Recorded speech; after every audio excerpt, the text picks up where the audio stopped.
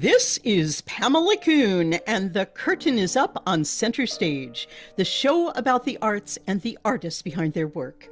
It has been my honor and privilege to interview many outstanding artists on this show. Writers, musicians, dancers, visual artists, actors, filmmakers, and behind-the-scenes Hollywood personnel. Center Stage has given me the opportunity to peer inside the world of so many individuals who have created their own handprint of artistic excellence and wizardry. Today, I have an artist who does not belong to any genre, but rather he has defined his own arena. Fancy this, a man who has written countless articles and books about opera, although he is not a singer. A man who spent years in Italy embracing it as his sole home and working with some of the most celebrated musical giants of our time. With all of his expertise and global savvy, he is a radio talk show host who continues to feature the most interesting guests in our world of artistry. A writer who is not content to only speak of the art of singing, but joins it with the sublime joy of the art of cooking. And to top it all off, he is a foreigner who has been granted one of Italy's top honors, the Cavaliere dell'Ordine della Stella d'Italia, the Italian equivalent of a knighthood. All in all, my guest, Fred Plotkin, may be the first man who I have interviewed who is the ultimate time traveler. And I say that not because I feel that there is a sci-fi connection here, but because he has literally traveled through a timeline when the world was rich with singers and creatives who have gone down in history and to this day are stupendous. He has traveled the world as we know it, experiencing everything, every sense that we possess, to have worked with stunning producers, conductors, and stage directors who we now dream of as the best that theatrical history allows. He allowed himself to fall in love with it all and has now become that rarefied man who calls himself a pleasure activist. I speak of the subtleties of paradox many, many times on Center Stage, but Fred Plotkin's identity as a pleasure activist is at the top of my undeniable fantastic list. There is an alchemy going on in his wonderful life that graces us all. And if we knew him just alone for his love and deep understanding of Italy and her rigorous cultural life, it would be enough. But there is much, much more. Fred Plotkin, pleasure activist extraordinaire, welcome to Center Stage. I'm seldom at a loss for words, but we're getting pretty close. Thank you, Pamela. That is music to my ears, Fred. Bless you for saying that. Well, oh, good. You're at a loss now, but we will go on and you will Oh, I'm fill back. in. Oh, baby. And I've just got to say, starting out this interview in the words of Mike Myers and Dana Carvey from Wayne's World, we're not worthy. Literally, you are the most incredible man. It is such a Thank pleasure to have you on the show. Thank you. It's a pleasure to be here. You know, I loved looking at your website when WQXR, when it closes with Fred Plotkin lives in airplanes, opera houses, Manhattan, and cyberspace. I mean, it's a wonderful life, isn't it, Fred? It's the only one we have. And I mean that very seriously. And I went to a film the other day, and not in the film, but in the coming attractions, they were doing a Kurosawa festival, Akira Kurosawa, at the Film Forum. And one of the films had a character, an old man speaking and saying, "We only realize at the end of life how beautiful life is." And I've been thinking about that ever since, because I hope that's not true. Life is not easy, and it throws a lot of curves and a lot of things we can't control. But there is, it sounds facetious to say and almost cynical, but there is a lot of beauty in this world. Of course And there I is. think people walk away from it, they disdain it, they feel they're not worthy. Um, I feel that if we believe in a creator or not, that the creation is a thing of remarkable beauty. and discovery for all of us. And my concept of pleasure activism, in part, is the discovery of the beauty. That is so wonderful, so perfectly said. And is that what has compelled you then to be lured into becoming a music journalist, really? Well, I wouldn't call myself a music journalist because that implies that I do a lot of reviewing, which I try not to do. Okay. But when people ask me, what do you do?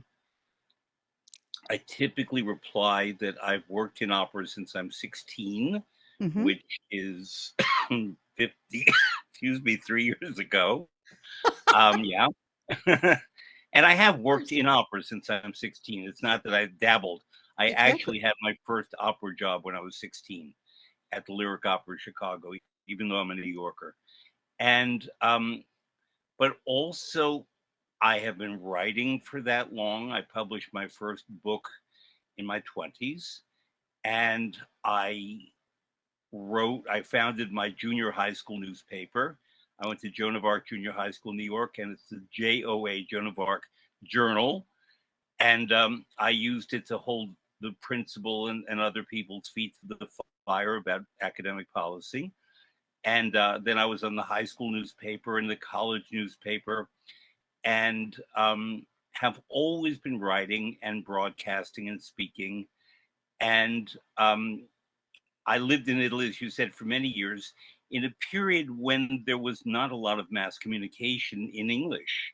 So I fundamentally became very rusty in my English. I forgot it. And when I came back to the States after many years of living there, I enrolled in the Graduate School of Journalism at Columbia University, not to become a journalist, but to reacquire my English. And I grew up in that neighborhood, so I moved back into my boyhood bedroom and learned my English and became a pretty good broadcaster, but immediately got a job as a tour guide at Lincoln Center, which in short order, and I can tell you the long version, led to my job working at the Metropolitan Opera when I Yeah, was 25. as as a So, performance manager. yeah. Wow. Okay. You know, this doesn't happen, often in the world that you fall into, as such a young person, into so many extraordinary experiences. So let's go back a little bit. I want to know more about you growing up. I mean, you must have had powerful influences on your life as a child. The way it was told to me, and I'm fortunate to still have my mother, um, I was a very self contained child, which is not to say shy, but if you put me down in my playpen, I'd work. It was like my office. And if you lifted me out of it, I was not happy. I wanted I to be love back in that. my office. I love that. And so they sort of left me. My parents divorced when I was 5, but before that, my mother had a job during the day, and my father was a musician, a beautiful trombonist who performed in the evenings. And I'm coughing because I have asthma and I'm in New York City. Okay. And so my dad used to stand near my cradle, my playpen, and practice his music. And he didn't talk to me that much. And so what I later figured out, and dad confirmed this for me, is that our first language was music and our second language was English. I love And that. when my mother would come home and dad would go off to perform, she was a lovely mother, but then I would go to bed. And then he would come home and I'd wake up in the morning and she'd leave and he'd play music. And what is important about this is that I was a very delayed speaker. So much so that they were very worried that I was perhaps hard of hearing or mentally impaired or in some way something had to be fixed or addressed. And it turned out that I had a shortened frenulum, the muscle below the tongue, so that I could not properly lift my tongue to form sounds because they would snap near my ears and I would reply. And I obviously heard my father's music and I could sing it back. Hmm. I just was not forming words. So it took a while for them to wonder why, because I was also not an early walker because I wanted to just be in my crib and or my playpen and leave me alone.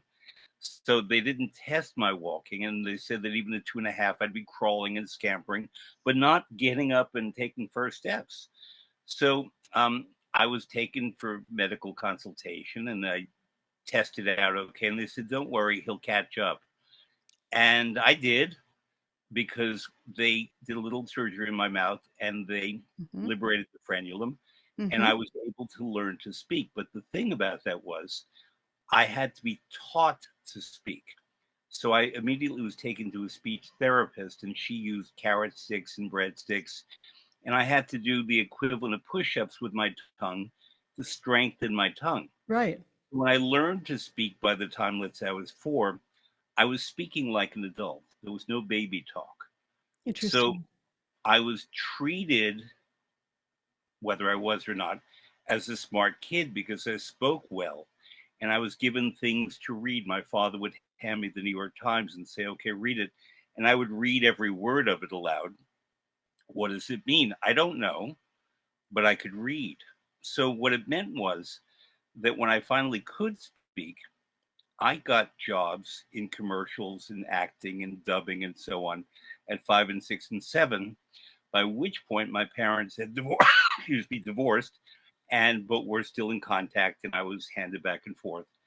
And my mother, my father continued to work as a musician. My mother moved to Manhattan and got a job as the first head of public information at what was then called Lincoln Center for the Performing Arts.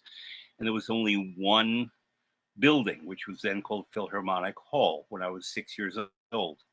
And across the street was a small office above a little movie theater and above a coffee shop, a diner, as people would call it elsewhere.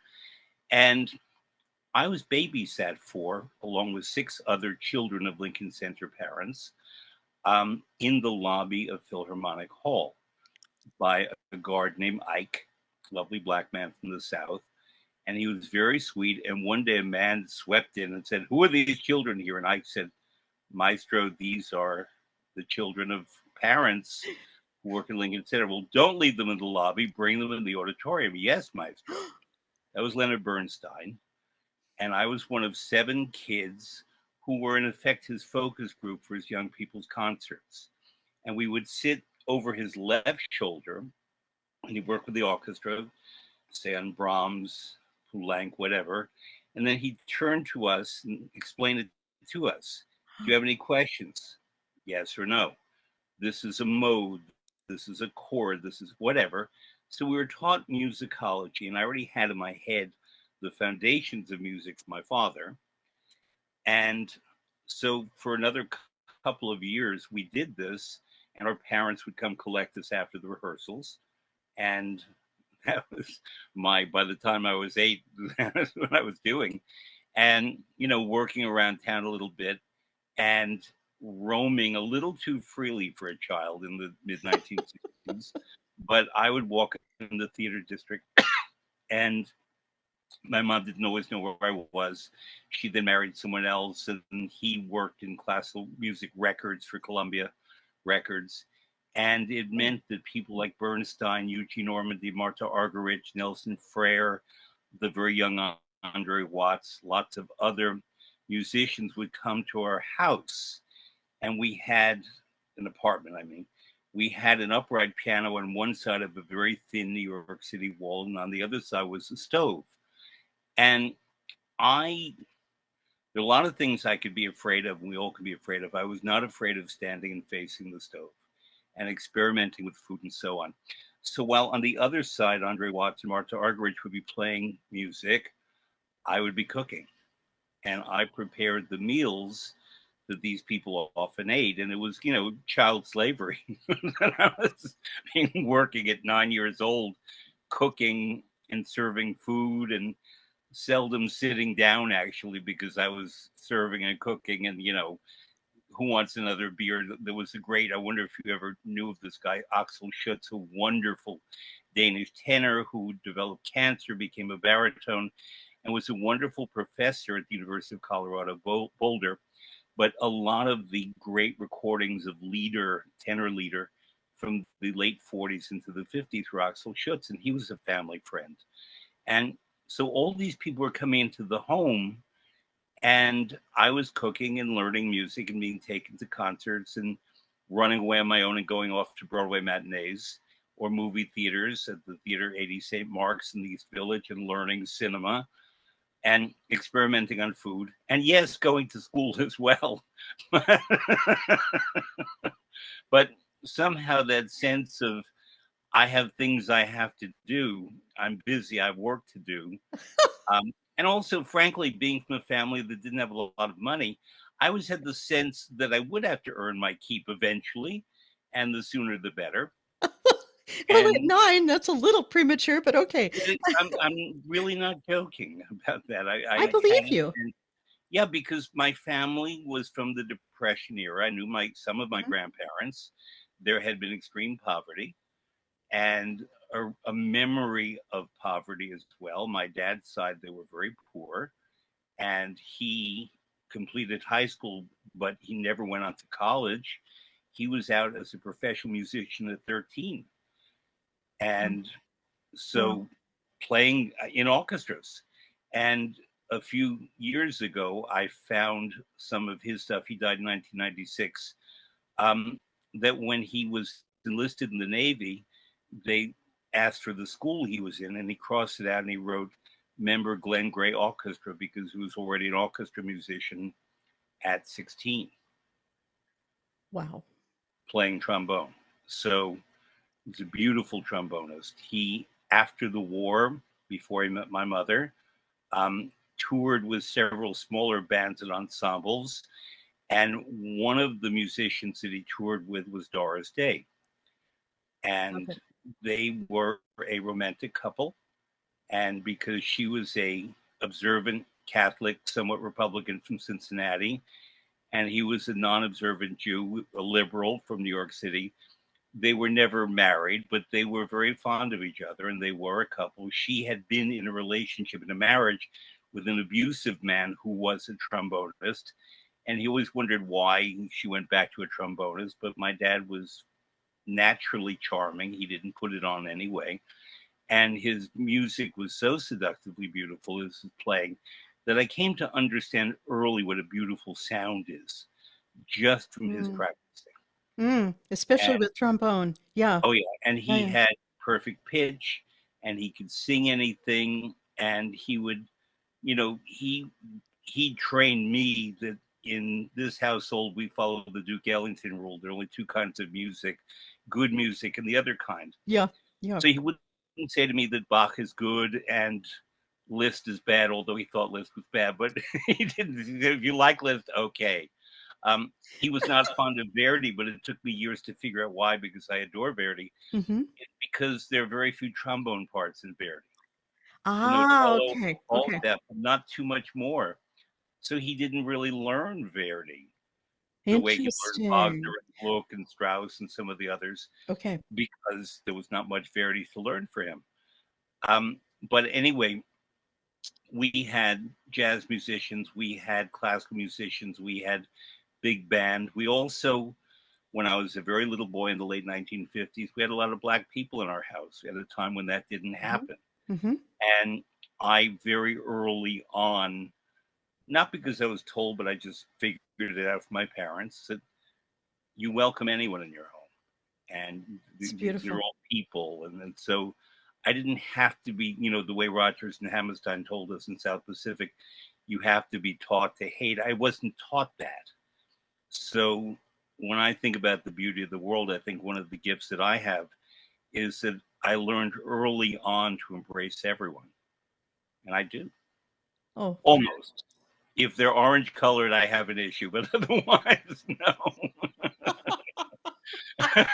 okay. I just have to stop you for a moment Yeah. because I have been doing this show for 10 years, and I always say that at one point in an interview, there is a magic moment where time stands still, and you've just given it to us. I Okay. mean, really, your upbringing at literally at the feet of Leonard Bernstein, being a Mhm. child in the lobby, being in this test group, you already knew about the vocabulary of music. You understood musical language all too well. You must have been transfixed then. And then your father at Doris Day. Fred, Well, I never met Doris Day. listen, listen. I'm not worthy. I'm just going to bow to you now, like Wayne's World again. I'm not worthy. When I got to my full adulthood, my father quoted Oscar Levant, but he did not attribute it to Oscar Levant when he said, "I knew Doris Day before she was a virgin." Oh God. Right. I remember that line. And I do so well because my own mother at 93, who thank God she's still with us, she was a singer in Los Angeles, very beautiful. And everyone compared her to Doris Day. They had a similar kind of voice. My mother was a fantastic stylist. And but it was that era of perky Doris Day who was so lovely and so often fell into the wrong relationship. Or as one of my Yeah, friends says, she had bad taste in knickknacks. So, there you go. yeah, But I'm glad she found your father. That's yeah. Two really and a half years. extraordinary. That's extraordinary. And then when they decided they would not be married, he moved back to New York and soon after met my mother. Absolutely extraordinary. Yeah. Wow. I think it's interesting that your mother, with the position that she had, I do feel that there is some sort of predestination in life. You were literally led from that playpen where you were quite happy right into the right arena for you, the correct arena for your future. It was my other playpen. Yeah. I mean, to me, that hall was a beautiful modern marble, Yeah. travertine marble building. And I was quick to learn the marble came from Rome. And I was already, by the age of 5, very interested in Italy. Okay. And I think that we have to, if you want to know who I am, we have to introduce that fact that by the time I was 5, Mm. Italy captured my attention, Hmm. especially Venice. And my father went to the Italian government travel office at 630 Fifth Avenue and would bring home posters and brochures. And brochure was one of the first words I ever said. My first word I ever said was light. And then parents and other things. But brochure was one of my first words. And I always wanted more brochures, and I keep them in my playpen and sort them around and open maps of Venice and Florence and Renaissance and all that. And I had that all around me in my Wow. little room. and and um and then very importantly, in 1964, when I was 8, we had the World's Fair here in New York City, Right. and my father took me to the World's Fair, and most of the kids were going on the rides or they'd go eat in the different pavilions. And I wanted to go to the Italian pavilion. And my dad said, well, if you go to the Italian pavilion, you also go to the Vatican pavilion, which was near the Belgian pavilion, important because I discovered waffles, and the Yes. Nebraska pavilion, important because I discovered corn. Eating corn and waffles while waiting to get into the Vatican pavilion. You're covering the And main food groups here, Fred. Yeah. a lot of stars early on. But the very important thing was in the Vatican pavilion, thanks to Jacqueline Kennedy, was Michelangelo's Pietà from the Vatican. He did Hmm. 4, and this was the famous one from the Vatican. And it's just absurd to think that that could have been brought to New York. And she arranged that the Mona Lisa be brought to the National Gallery in Washington from Paris. And there was a people mover, and I didn't know what that was. And the first time we went through, I was looking down to try to understand how we were sliding along, and I did not see the Pietà. My very patient father said, "Okay, we'll go back." And we got back in the line. He bought me another waffle, and we stood in line, and he held me up, and I saw, bathed in a gray light, this miraculous thing, this lifelike looking thing Mm. of a woman who looked like a girl with a fully formed, politely draped dead man with a gash on his side in marble, in remarkable illumination. Oh, And wow. I just had to know who that was, what that was. Correct. And my very patient father kept taking me back to the World's Fair, and I didn't want to go to the mobile gasoline of the future pavilion. I just wanted to go to see the Pietà. And when it finally went back to Italy, I was inconsolable because I thought I didn't know if it was a plane or a ship, but what if it goes down? What what if we lose it? And my dad, and this was a time when you could not get communications easily, but he contacted the Italian tourist office and they reassured him that it was back in place in the Vatican. And then he said to me, most of Michelangelo, as he pronounced it, Michelangelo's things are on walls, on ceilings, and installed in places, and they don't move. So if you want to see them, you have to go to them. That's what sealed it. Wow. And from that point forward, I was 8, I thought I have to get to Italy. So I studied Italian history. I tried to learn Italian. I did okay at it, and I became fluent later on, of course. But everything was focused as knowing as much as I could about Italy. And then before college, my mother rented an apartment in a tiny town in Tuscany and took me to Tuscany for 10 weeks. This was not Florence, or it was a little nothing town, lovely for me. And we traveled to Rome, to Naples, to Florence, to Livorno nearby. Um, and I, even though I was only 16, got on trains and started traveling myself. I don't know why Wow. my mother let me, but I did. And I went up the coast wanting to go to Portofino in Liguria, but got off at the wrong stop in a place called Camogli, Camogli, and instantly fell in love with this place. And when I'm asked, what is the place in the world that is most you, or where you are most yourself? People assume it's New York City because I'm a New Yorker and I love my Mm. city. It's Camogli. And it was so strange how it took about 30 seconds to figure that out. And years ago, someone asked me, what's a lucky person? I said, lucky person is the one born in the place where he belongs. Right. The almost lucky person is the one who discovers the place where he belongs and gets to be there a lot. And the less lucky person is the one who never discovers where he Right. belongs and where he's most himself, or she, of course, or they, or us, we. Um, but with Camogli, and I landed there by accident, and I do believe it was an accident, not Yep. fate. Okay. I just got off at the wrong station. Um, it was instant love. So when I later, a couple of years later, moved to Italy and studied at the University of Bologna, which is the oldest university in the world, it has Italy's Juilliard Dams Dipartimento di Arte, Musica e Spettacolo. I got to work with Pierluigi Pizzi, Luca Ronconi, Franco Zeffirelli, all kinds of people as a kid, and they took me around to theaters and worked on productions with them. In my spare time, I went back to Camogli and did for many, many years and lived there a lot in the 1990s and wrote many of my books there, and have not been for a while because I have responsibilities here. But one day we'll go back to Camogli again. And How beautiful. I miss it terribly. It's How just beautiful. Are a you whole part sure? of me that does not get activated anywhere else. And, not even all of Italy, just Camogli. But with that instantaneous recognition of love, me being me, I would say in another life, perhaps you were born there. I mean, perhaps you have a connection to this enchanting place that has since stayed in your blood. It's stayed in your spirit.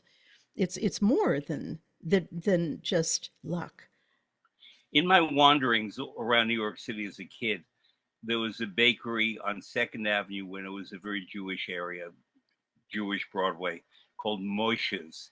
And it lasted almost all of them. And he was an elderly Jewish man with a long beard.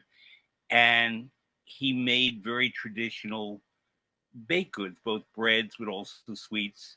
And there was something called Kichel, Kichel. Hmm. And it's basically flour, fat, and sugar. But somehow the alchemy of the way he made it, it was really wonderful. And you'd have it with, as he said, a glass tea. You take it with a glass tea. And one day I said to him, tasting the combination of the quiche and the glass tea, which I don't add sugar or milk to. And I said, Mm. Moshe, this is heaven. He said, what heaven? Here, now, this is heaven. And I realized, through he was half joking, but half not joking.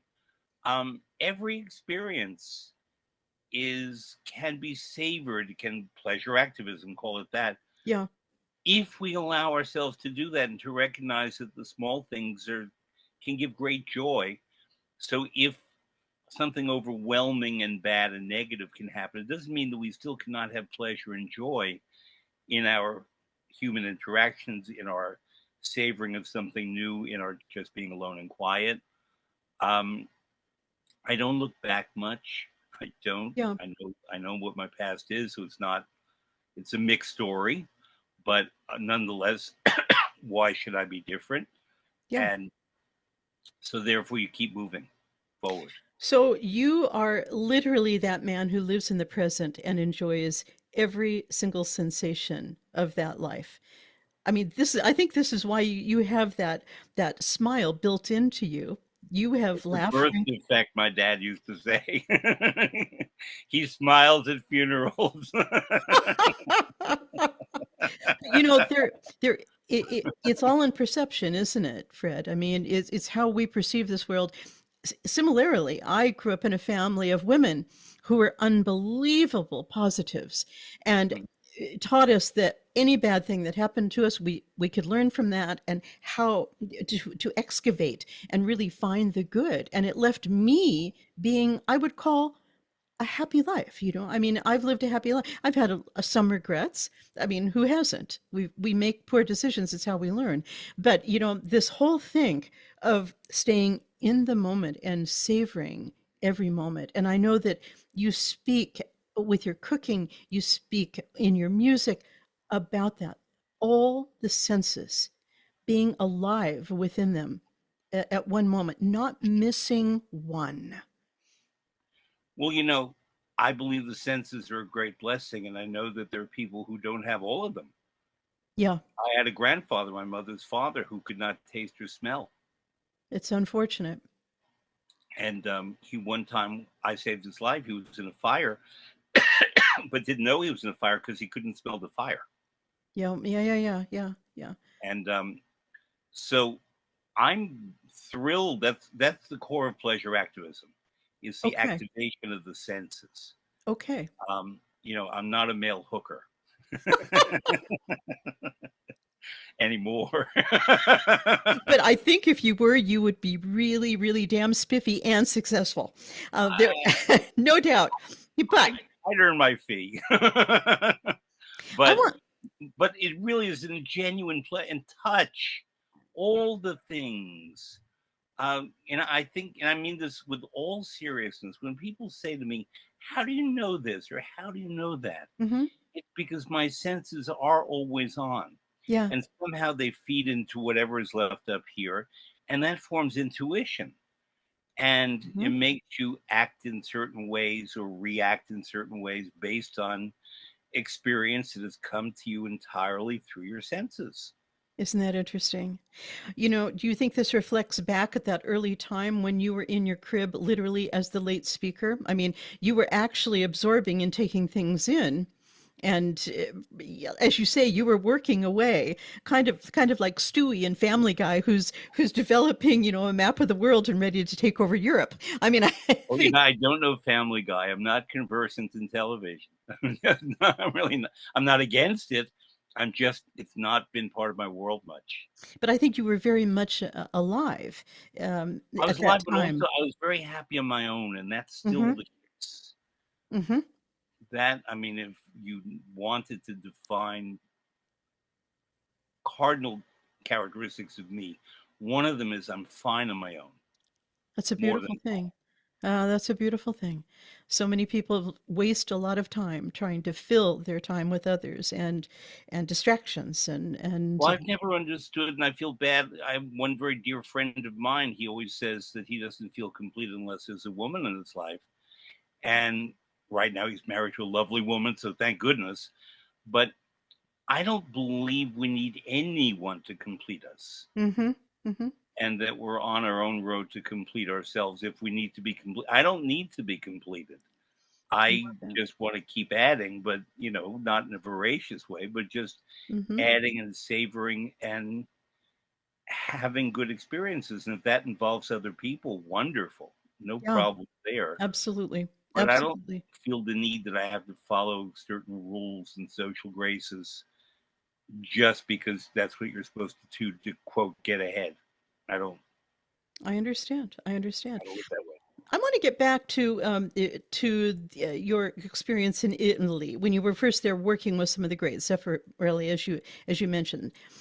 Did you approach them? Did they approach you? Was this part of your program? Was this something you built for yourself with that kind of No one has ever association? asked me that, but I feel the need to go back a little bit for you to understand how I wound up in Bologna. Yeah. When I was 16, I was invited to be part of something. Remember, I'm a New York boy. Um, in Evanston, Illinois, called the National High School Institute, where they took promising kids, not necessarily ones who are well connected, but who showed some promise, and brought them together for 5 weeks to think freely, to study, to learn. And while most of my other friends and I've made a lot of friendships there that are more part of my life now than people who came to me in college and later, it was a very special experience. But a lot of them were already focused on where they wanted to go to college and what they wanted in their lives. Um, I knew my interests, but I had not charted out a career. But I Okay. did know I wanted to work in opera. Um, I had been accepted at what is now called LaGuardia High School. Then it was the High School of Music and Art for singing. I sang Papageno's first act aria from the Magic Flute. I was trained by Herman Pry, who was our house guest. So I got in. But my parents panicked that they did not want their child who showed some promise to wind up scrounging for jobs in the arts. And I got into something called the Bronx High School of Science, which was a very prestigious school at the time. I should Interesting. not have gone there, but I did. And I wasn't particularly happy there because they encouraged competition rather than learning. Ah, okay. And they encouraged, there was one teacher who would only give a 94 maximum grade to weed out all the kids who were competitive. She turned out to be my best teacher, a history teacher, but you were considered not serious material if you took her course, even though she was a fantastic history teacher. So, but I had heard about the National High School Institute, and being a New York boy who wandered about, I got on what was called the Brown Line on the Chicago subway. I think it's a Ravenswood, but I'm not sure.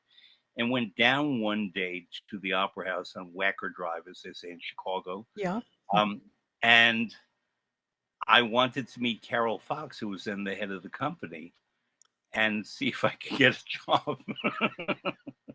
And they said to me, well, Ms. Fox is not available. She unfortunately by then was unwell and would remain unwell and then die. Um, but we think we have someone here you would like. Her name is Artis Kranick. We think you'd like her very much.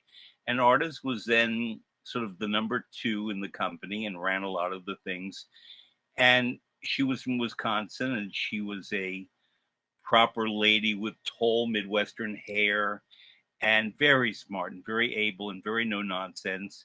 And she figured out that I was no nonsense. Right. And she also never used foul language at all, because people around did, but she did not.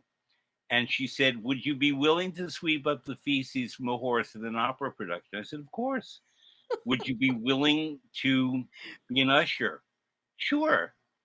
Would you be willing to sell tickets in the box office? Sure. Would you be willing to move scenery? Sure.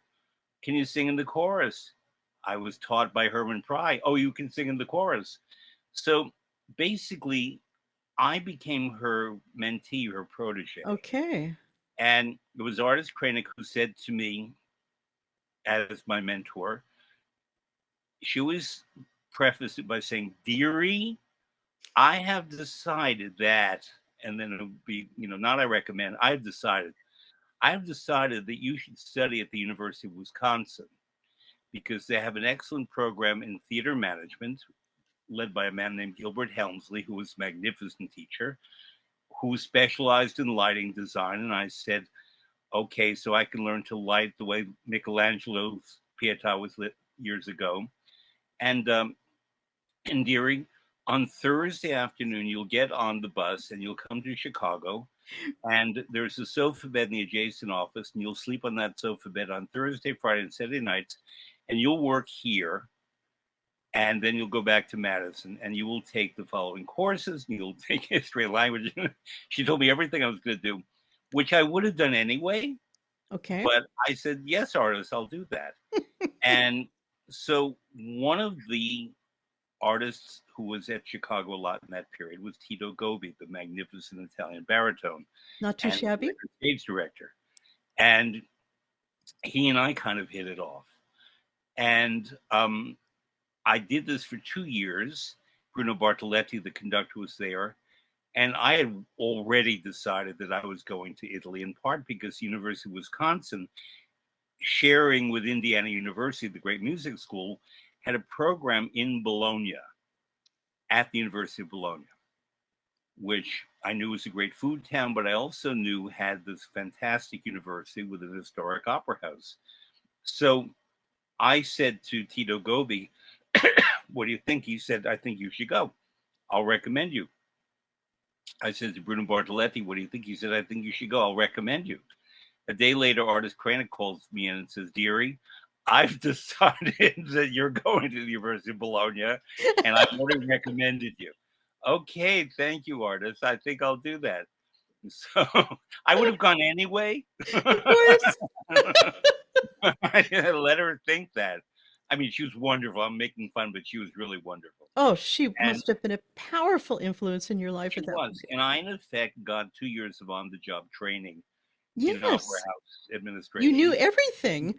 Taught me contracts. I would sit on contract negotiations.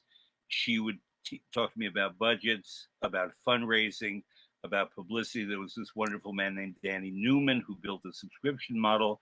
I learned all of this from them for Wow. a couple of years, and then went off to Italy. And despite what I was told, I stayed in Italy and briefly came back to the Midwest to write my undergraduate thesis, my honors thesis in Madison, visited Chicago, went right back to Italy, and continued to study there. And then was fortunate, surprisingly to me, to get a Fulbright scholarship, which most people don't get after just a bachelor's degree. You tend to have to do more work. But it was to assist Giorgio Strehler at La Scala. Oh, one of the And great geniuses of August 1st theater. to 14th is the day I celebrate every year. It's Giorgio Strehler's birthday. Oh. And he was a tempestuous man, but the greatest stage director I ever worked with. And to answer your question, I met the Zeffirellis and Pizzis and Ronconis and others because they came to Bologna to DOMS to find the students and see Okay. which one would be good for this production or that. So Zeffirelli took me to Verona, and Pizzi took me to Venice, and Ronconi to Milan, basically. Or they worked in Bologna, and I worked with local directors in Bologna. And I studied Italian, and I learned the history, and I traveled all over the country and ate in the homes of the mothers of my school friends and asked to learn how they're preparing this or that dish, never with the idea that I would wind up writing 8 cookbooks. Right. Just Right. because I wanted to learn this stuff and because I already had a facility for cooking. But very importantly, this was home cooking. This was not restaurant cooking. This was Correct. not cooking school. It was what mama and grandma and the aunts made. And I, when I was living in Bologna for a period, lived in a home with 5 lovely undergraduate women, and I would cook for them. And what startled them was not that I could cook, but that I did dishes. They'd never seen a boy do dishes before in their lives. And I remember one day we were sitting around the table, and suddenly the conversation stopped. And I said, "What's the matter?" They said, "You're doing dishes. We've never seen a boy do dishes." I said, "How do we get them clean?" They said, "Well, the girls." I said, "No, I've been doing dishes my whole life." So Mhm. It's that thing of don't don't stick to limitations. Mm-hmm. To me, it's obvious that if you want a clean kitchen, you have to clean the dishes and Sure. clean your surface. That's right. And I was not a chef, but that just seemed obvious. And, I'd always lived in my own little apartments, mostly in America, and I just did my own dishes.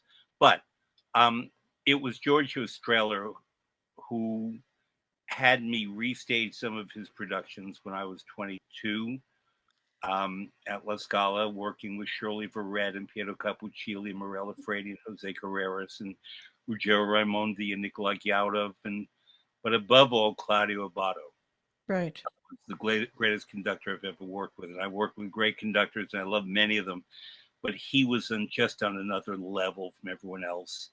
And like Bernstein, he was inspirational. He was a great teacher, not as great a teacher as Bernstein, Okay.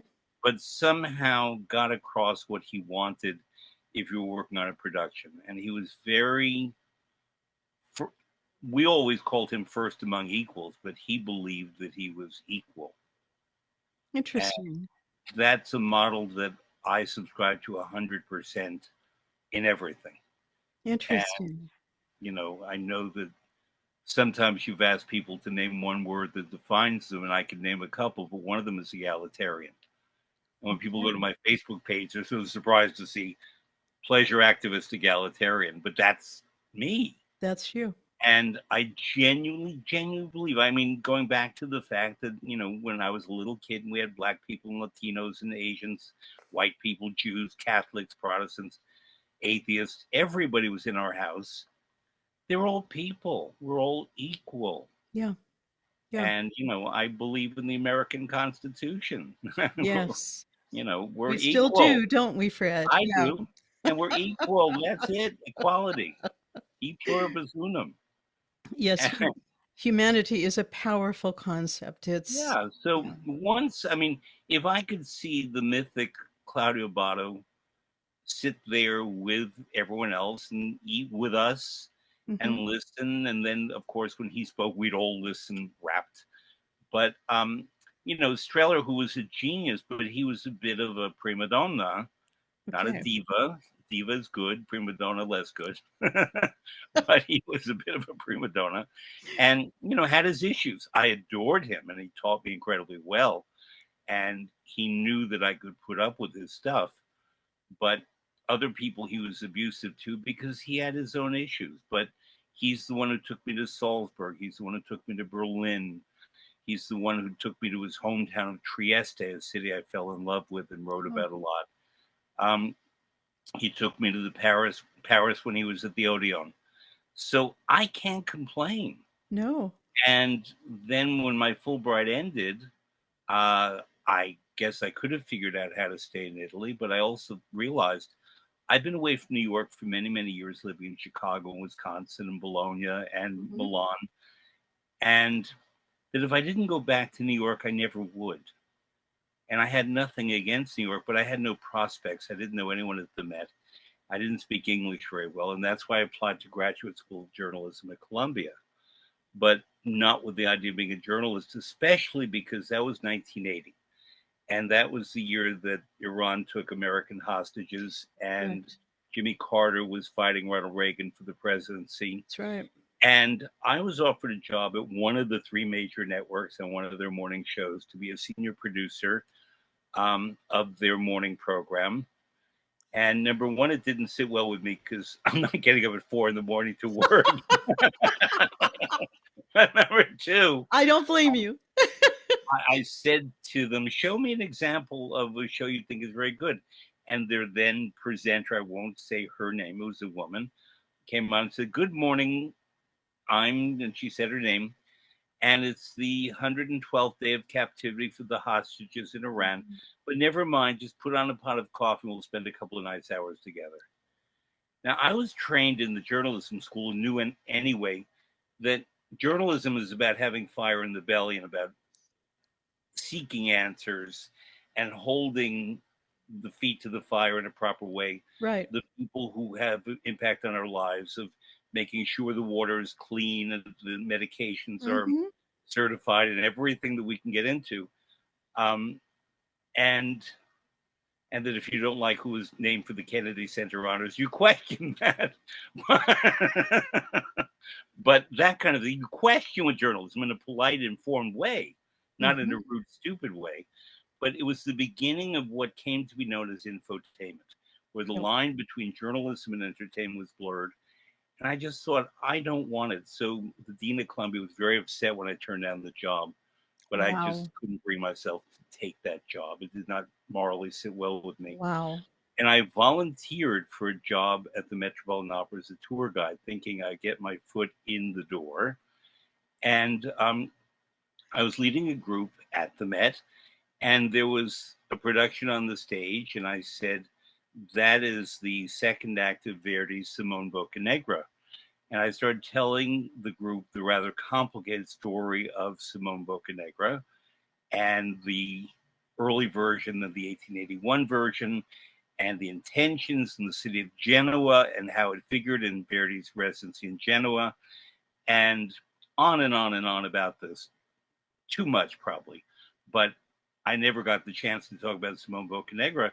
And I noticed behind my group, a man was standing, he had bushy hair, and he had a towel on his shoulder, and was listening very intently. And after the tour was over, he came up to me and he said, wow, you know a lot about Simone Boccanegra. Why? And I said, well, I directed at La Scala. He said, you're a volunteer tour guide here. I said, yes, sir. And he said, and you directed La Scala? I said, well, I remounted it. It was a production by Giorgio Strehler. And who was in your cast? I said, Morella Freni, Jose Carreras, Piero Cappuccilli, Nicola Giauda. He said, wait a minute. And he grabbed for a telephone, and he called him, and he said, would you have Morella Freni come out here? And she suddenly appeared. I didn't know who this man was. And Morella Freni, who I adored, called me Ted, not Fred. And so she came out and said, ciao, Ted, ma cosa fai qui? Ma che bello vederti. And I answered her in Italian. And she said, Jimmy, questo uomo è fantastico. And I looked at him and I smiled, and he said, well, how come you don't work for us? I said, you mean the Metropolitan Opera? Yes. I said, well, I don't know anyone here. And I've never had an opportunity. Well, where have you worked? Chicago, I named Bologna, a few other places, Zeffirelli. And he said, well, we have Zeffirelli in the house. Now, let me call him. Let me call Zeffirelli out. And Zeffirelli came out and said, ciao, Fred. Ma cosa fai qui? And I said, what are you doing here, Franco? He said, I'm working on a production of La Boheme with Teresa Stratas, Jose Carreras, and Renato Sculpto. And I said, well, I know Jose Carreras. They directed him in Simone Boccanegra. And this man with the towel on his shoulders watching us, I didn't know who he was. And at a certain point, he said, okay, I get it. He said, you need to work here. Go down to sea level, which is the employment office, and tell them I sent you and give you a job. I said, yes, sir, but who are you? He said, I'm James Levine, who I knew by name. I had never seen a picture because I was living in Europe and he was not conducting in Italy much. I knew the name. And I said, yes, sir. And I went right down to the employment office, and all they had was a job in the press department. And they said, well, you have a master's in journalism.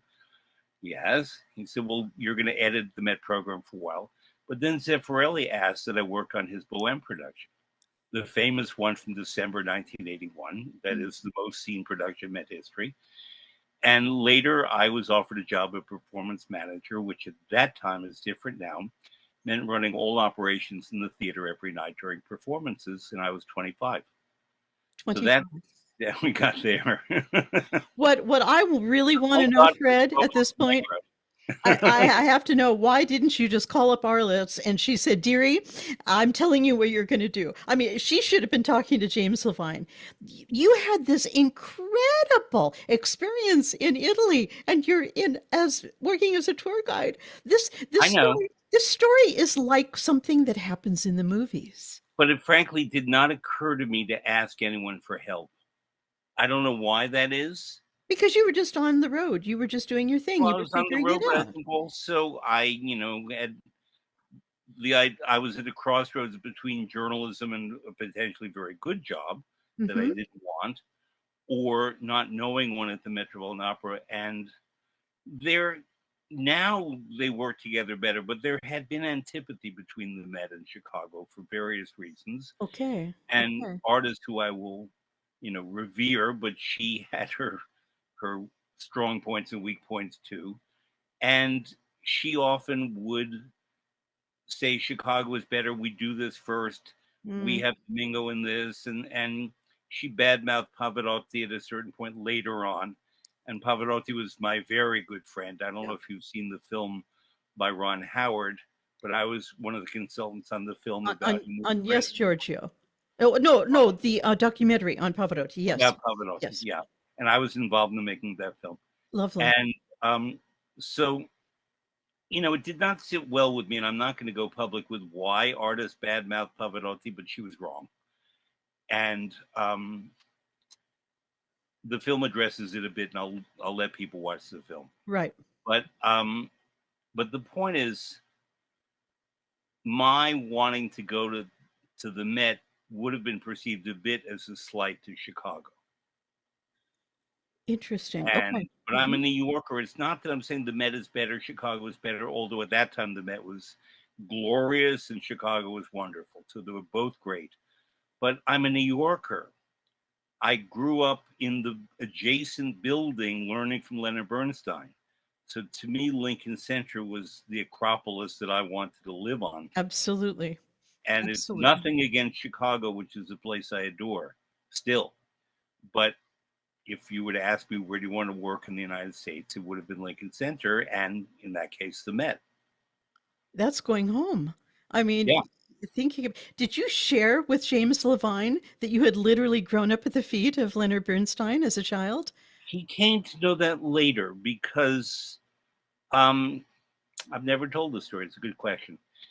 We all know, sadly, that AIDS and HIV was rampant in the world, including the arts world, in the 1980s. And Deutsche Grammophon wanted to do sort of a fundraising concert at Carnegie Hall. And it was the first classical music fundraiser to raise money to fight AIDS at that time. Um, and the two music directors were Leonard Bernstein and James Levine. Bernstein was quite ill by then with emphysema and so on, but he performed. And among the singers were Leontine Price and Marilyn Horne. I don't want to leave anybody out, but a lot of great people, Yo-Yo Ma, Yeah. just first-class artists across the board. And I was on the steering committee of that and was involved in the production and so on, the way people would do.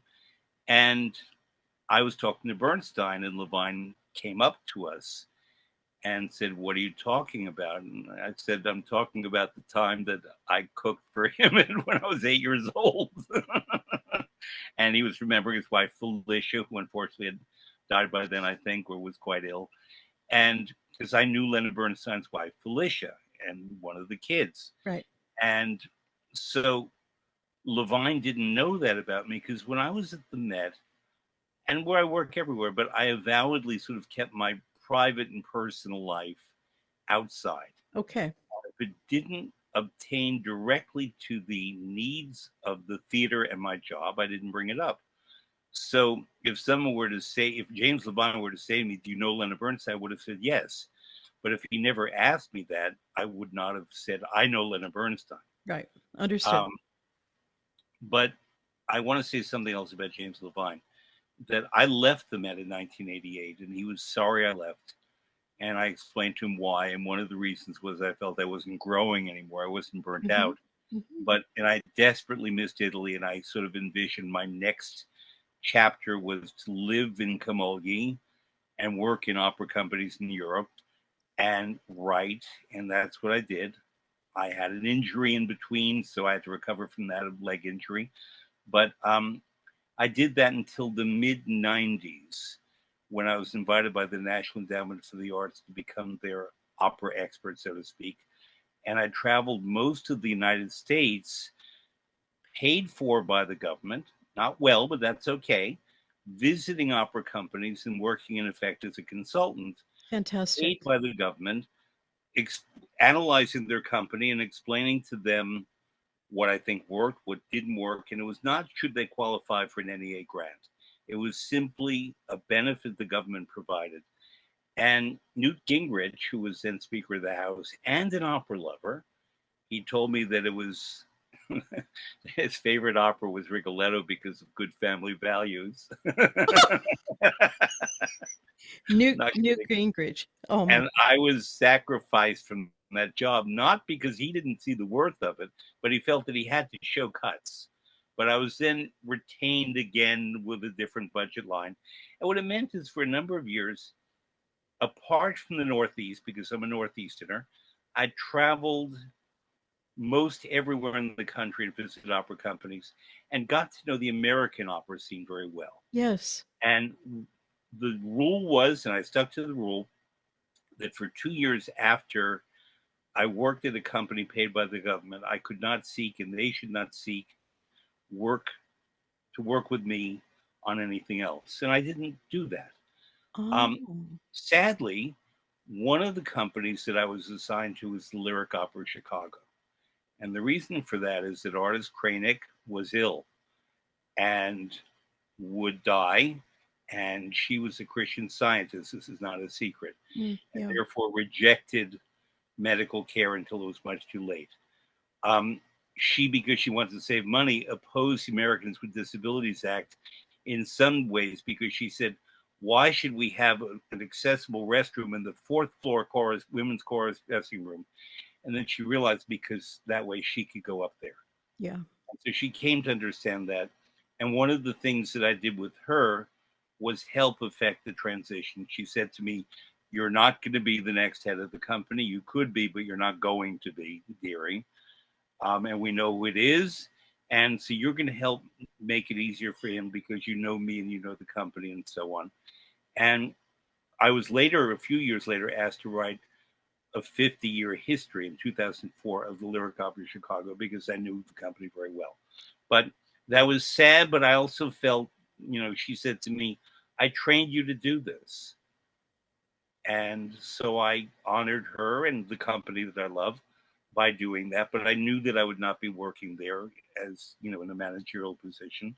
But I worked in Seattle. I worked for Arizona Opera. I helped them develop a ring cycle that was done out of doors with Native American themes before that became popular. I found them their Brunhilde, which ain't easy to find. And who was that then? Who was Karen the? Bureau. Oh yeah. Yeah.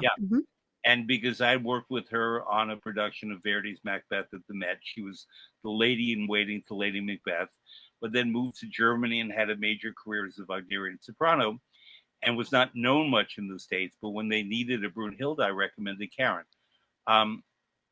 Austin Opera, Orlando Opera, Palm Beach Opera for quite a while, Atlanta, Washington, just most everywhere. Washington was as close as I was allowed to get to New York. Cincinnati, Milwaukee, you name it. Wow. And it was Minneapolis a lot. It was wonderful to discover the American opera scene and how diverse it is and get to know the people, the American opera companies. I did that for a number of years, but then I missed Italy. I went back and I don't regret that. And I had a lot of years working mostly at the Salzburg Festival in Milan, somewhat in Genoa, but mostly Milan and Salzburg, alternating summers in Salzburg and working some winters in Milan. And Heaven. that's not bad. Barcelona. Heaven. Yeah. But one thing I know, and I know you know, is that if you become involved with one company, sometimes you don't get asked to work for, quote, a rival company. Yeah. So the fact that I worked in Salzburg all the time meant I never was asked to work in Vienna. Unfortunate. It's just the way it rolls. One or the other. It's just the way it rolls. Yeah. I worked in Aix-en-Provence, so I didn't work too much in Paris. I did a little in Paris, but it was more consulting on theater design than I'm working on a production. But I worked in Scandinavia a lot, actually, and in the Nordic countries, namely Finland. I worked on a production of The Ring Cycle in Iceland. And if you want to have an easy casting call, cast the ring cycle at Iceland. They just all walk in, they're all perfect. We could That's have 40 Valkyries. that's Let's stick to fantastic. the Of chorus. course. I've got to ask you something, going back Yeah. to James Levine and you leaving the Metropolitan Opera Yes, in but your I meant role to as add something, but you performance go ahead. manager. Yes. Yeah. If he had offered you an incredible position, would you have stayed at that point? Or were you really adamant to get out there and write and get back I to definitely Europe? would have stayed, but he was not the person who could have offered me the position. And the person who could have would not have wanted me to stay because in that person's perception, I would have represented competition, Yeah, uh, aspiration, whatever. That's not in my nature at all. But this person was not secure enough to understand that understood. loyal Yep. employee. But about Levine, I went to him and I explained to him how grateful I was to him for bringing me in, and that in the future I'd like to work in the company in different ways as a freelance. And I did for quite a few years until 2011, so not too long ago. Um, and but one thing I asked of him, and he very kindly said yes. I said, "May I, when I'm in New York, come by once a month and have an hour of your time to talk music?" And he said, "Absolutely." Wow, Fred. And so I would come in and, let's say I want to talk about, as I once did, Mozart's 40th Symphony. With James Levine, you don't have to tell him ahead of time what the subject is. You just walk in. I know. And as I think you know, I wrote a book called Opera 101. That book Yes. kind of wrote itself. But I also wrote a book called Classical Music 101, Yes. in which I felt that I needed the voices of many of the practitioners. And I had Valery Gergiev and Crystal Ludwig and Marilyn Horn and James Levine and Joshua Bell and all kinds of people, Emmanuel Axe, talking about a piece of music and the composer attached to it. And I decided with James Levine, who was the last person I spoke to when I completed the book, let's do Mozart. And I said, "How does the Mozart 40th Symphony sound to you?" He said, "Why not the 39th or the 41st?" I said, "Because he was moving forward with the clarinet with the 40th." He said, "That's right." So once the way artists always said, "I have decided," with James Levine, he'd say, "That's right." And it was his way of opening a subject. And Hmm. Interesting. so I had a tape Interesting. recorder, and basically for 40 minutes, 45 minutes, he spoke in complete sentences and paragraphs, brilliantly, magnificently about the 40th Symphony, starting with my initial question and 40 minutes later getting to the answer, but so brilliantly Hmm. that I wish I was able to record all the conversations with him. But basically, you find that verbatim in the book, his discussion of Mozart's 40th Symphony. Wow. But until, well, I forget the year he left the Met, but probably I can figure it out. It would be 7 or 8 years ago, and we're in 2015. So I remember because the last performance he conducted was a Verdi Requiem around Thanksgiving of that year, and Ferruccio Furlanetto was the bass, and I had dinner with Ferruccio after the performance. He's among my opera singers that I know. I know many of them, of course, but I don't automatically call someone a friend, even if I love them and admire them, unless we're actually friends. Ferruccio is a friend, and he adores my mother, and my mother was having a birthday in November. So Ferruccio and I and Mom and a few other people from the Italian opera world went out for dinner. And so it's right at that time. But anyway, I would say that until about 2014, 13, I went to Levine once a month when I was in New York, and we'd sit down and talk only music. And I asked him at a certain point, I said, "Thank you, of course, for this." He said, "Well, why do you do this?" He said, "Because I know that through you, it will get to other people correctly." Oh, wow. And He it was not about discovered you, Fred. He it was did. not opinions. It was not, well, let artists think she discovered me, but that's okay. But what helped is that Morella Freni and Franco Zeffirelli happened to be in the house that day and affirmed that I had worked with them in Bologna and Milan. It certainly helped, didn't it? And it helped that I love Simone Boccanegra. Not everybody does, and No, meanwhile, exactly. And you adored that you opera. you So, were luxuriating in speaking about it. Yeah. and that I had been taught Boccanegra by Abbado and Streller. That's the most important part. They taught me. So, if you were to ask me, and maybe you will, how did I get to where I am right now? It's because I really wanted to learn and had the opportunities to be around people who really knew their stuff, who understood that I was serious and not aspiring and not trying to play up to them. Right. But just I really wanted to learn, and they were open to teaching me because they understood that it would go somewhere else, and it has. Amazing. Really wonderful, Fred. It's such truth you're speaking. I Thank can you. see that with every breath you're taking. It's extraordinary. And Would I'm you an asthmatic. would you consider doing a compilation of those conversations with Levine on its own? Except that it's all in my memory. That's all. The only one I recorded was the Mozart 40th Oh, because it was for a oh, book. oh, Fred.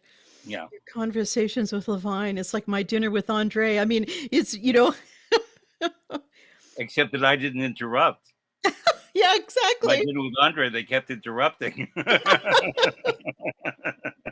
I just let him speak. Oh my gosh, Fred, your life is so extraordinary. I mean, I'm kind of left here on a precipice of where to go with my next questions.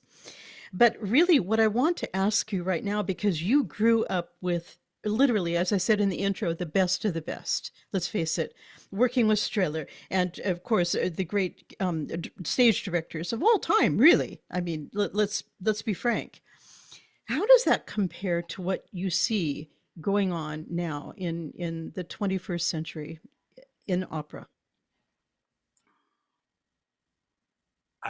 Well, there are many answers to that, but one is very important. That when I wrote Opera 101, I wrote it in 1993, I think. So when you read it now, and I talk about the next generation of singers such as Renee Fleming and Deborah Voigt and Susan Graham, who are now, well on into their That's careers, right. and there are many other singers who have come after. It's very important that we understand that if a young person or a not young person falls in love with opera now, and the person they fall in love with and who turns them on to opera is someone that I may not think much of or not know, that doesn't mean that person is not good or that the love that the new fan is experiencing is not valid. Yeah. And they're still experiencing Mozart and Verdi and Wagner and Puccini and Strauss and all of them, Donizetti for me and a lot of others, Rossini, Berlioz, you name it, Tchaikovsky, Mussorgsky. I could keep naming them because I love them all. Um, Britain, but their new infatuation is as valid as mine was when I started going to opera at a very young age. And by the way, my dad took me to opera when I was 3 and 4 and 5 and 6. And some things stuck, obviously. But what really grabbed me was the performance when I was 11 years old and saw Gluck's Orfeo at the Met with a mezzo soprano named Grace Bumbry. And Grace Bumbry, who was a gorgeous voice and was a very powerful actress and stage presence and no shrinking violet, was absolutely magnificent as Orfeo. And to me at 11, the Oh, story was don't look back, because if you look back, you're going to lose Eurydice. And that was enough for an 11-year-old yeah. because having been younger was just the music, and I didn't Yeah. understand the Exactly. Flute and Carmen and whatever I saw. Bohème made no sense to me. But at the age of 11, with Grace Bumbry performing, that really grabbed me. And I got to work with her a lot in my career. And there could be just a book on Grace Bumbry. But she was quite something. And at a certain point, I said to her, I want you to understand that it was your performance that really made me fall in love with opera. And she said, but of course. And I said, well, Grace, tell me what you remember about that performance, because she did it in 1967. I suppose I said this to her 1983, 84. So it was a while. And she said, what I remember was it was the worst costume of my career. And so I went to the Met Archives and found it. And it was a long silver costume with sort of broad shoulders and a long cape and a sash and boots. And it was sort of silver. And I brought her the picture and she said, that's right. And I said, what does it look like? She said, what does it look like to you? I said, it looks like you're from outer space and you're going up to space. Yeah. She said, honey, I thought it was Muhammad Ali going into the ring. Oh, that's wonderful. But the thing was, at 11, if you suddenly are drawn to an artist, if next year she did Carmen or Tosca or Salome, you went because it was Grace Bunbury. Yeah. But there was not just Grace Bunbury. In that period, I heard Birgit Nilsson, Renata Tebaldi later in her career, so I didn't quite understand that. I heard Maria Callas, and my father took me, even though he was a Tebaldi fan, because he said, you want to be able to say in the future that you heard heard Callas' Tosca, and the cast also had Franco Corelli and Tito Gobi. And what came out of that was, I thought Tito Gobi was the good one, not Callas, who didn't, I was not old enough to understand Tosca at 9, but I'm glad I saw it. But Gobi was the one who grabbed me, and I told him years later, and that's how we formed our relationship. Okay. Okay. But another one in that period was Leonie Rieseneck, she was doing operas I didn't understand, like Die Frau Neuschattel. Didn't matter. It was Leonie Rieseneck, and she had all kinds of things going on. Corelli, Richard Tucker, and I was 12 and 13 and 14. And the point is, it's not that I was privileged. It's that I lived near Lincoln Center. Mm-hmm. Tickets were cheap. I didn't have a lot of money. Somehow my parents didn't notice that I was gone. And because it was trusted that I came home. That was not the issue. And I never got into any scrapes. And I was not a bad boy, so to speak. And where were you today? I went to the Met. What did you hear? I heard Leonie Rieseneck in Die Frau Neuschattel. Did you like it? No. Why? I didn't get it.